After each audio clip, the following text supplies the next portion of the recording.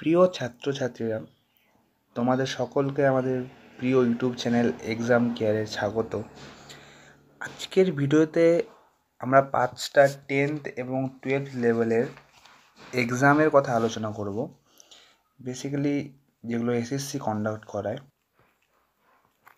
Top 5 gov exams, top 5 gov exam নিয়ে আমরা আজকে আলোচনা করব। চলো শুরু করা যাক। প্রথম এক্সামটি হচ্ছে এসএসসি সিএইচএসএল। খুবই উল্লেখিত একটি এক্সাম। ক্রাইটেরিয়া 12 পাস, ভ্যাকেন্সি পার ইয়ার। যে এক্সামগুলি নিয়ে আমি আলোচনা করব সেই এক্সামগুলি প্রতি বছর কন্ডাক্ট করা হয়। ক্রাইটেরিয়া 12 পাস, নো পার্সেন্টেজ কথা কিছু বলা নেই। প্রতি বছর ভ্যাকেন্সি আসে 1500 থেকে 1600টি ভ্যাকেন্সি আসে। বেসিক স্যালারি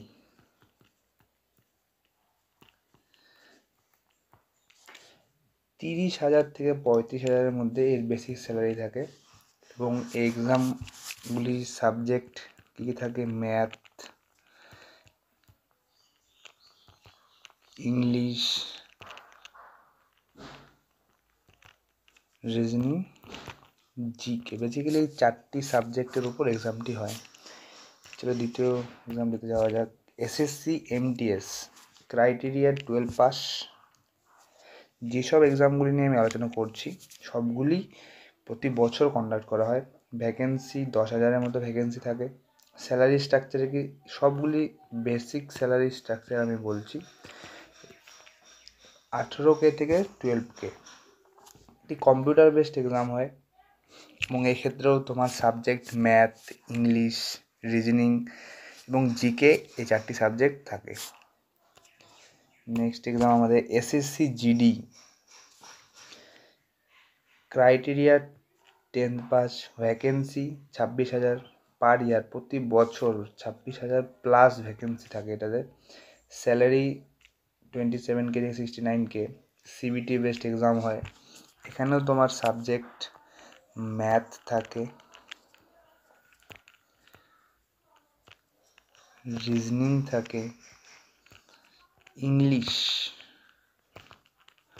বা হিন্দি তুমি চুজ করতে পারো, আর জিকে। নেক্সট এক্সাম দিতে যাওয়া যাক। SSC stenographer C and D, criteria 12 pass, vacancy 1500-র মতো থাকে প্রতি বছর। স্যালারি স্ট্রাকচার স্টেনোগ্রাফার সি এর ক্ষেত্রে 30K থেকে 35K, ডি এর ক্ষেত্রে 27K থেকে 30K। নেক্সট এক্সামটি যাওয়া যাক। RRB office attendant, criteria 12 pass, vacancy near about 900 মতো থাকে। স্যালারি স্ট্রাকচার 20K থেকে 23K। যারা ভাবছো এই এক্সামগুলির প্রিপারেশন নেবে, তোমাদের জন্য স্টার্ট করার সঠিক সময় এটাই, ক্লাস 12। আমার মতে ক্লাস 12-এর পাস করার পরেই এই এক্সামগুলির প্রিপারেশান তোমাদের নেওয়া উচিত। এই এক্সামগুলি নিয়ে এর সিলেবাস কী কী থাকবে, কীভাবে এক্সামগুলির প্রিপারেশান নেবে, সেই বিষয়ে আমাদের ইউটিউব চ্যানেলে আরও ভিডিও আসবে। এই 5টি এক্সাম নিয়ে আমি আলোচনা করলাম। এই এক্সামগুলির মধ্যে তোমাদের কোনটি প্রিয় এবং তোমরা কোন এক্সামটিকে টার্গেট করছো সেটা অবশ্যই নিজে কমেন্টে জানাবে। আরও কোনো কোশ্চেন থাকলে অবশ্যই নিজে কমেন্ট করবে। আমাদের চ্যানেলে ইংলিশ, ম্যাথ, রিজনিং এইসব বিষয়ের ওপরেও রেগুলার বেসিসে ভিডিও আসবে। তোমরা চ্যানেলটি সাবস্ক্রাইব করো এবং আমাদের সঙ্গে জুড়ে থাকো।